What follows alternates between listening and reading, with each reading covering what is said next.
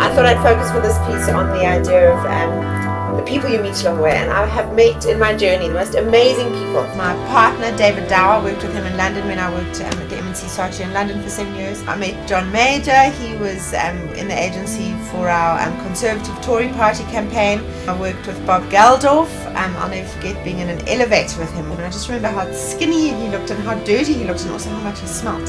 Another mad a lot of people I came across were literally the Queen's grandchildren. Their mother Fergie was working with us on the Children in Crisis charity campaign, and she brought them into the agency in London, and I was babysitting them, with the bodyguards. Robbie Williams we approached to do a track for us. He was amazing to meet and shorter than I expected in real life, and afterwards we went to a place and he bought me a drink. And a really amazing woman I came across as well was Dusty Springfield. And she actually died a year later, so it was quite profound to be in the recording studio with her, working on the soundtrack for that piece.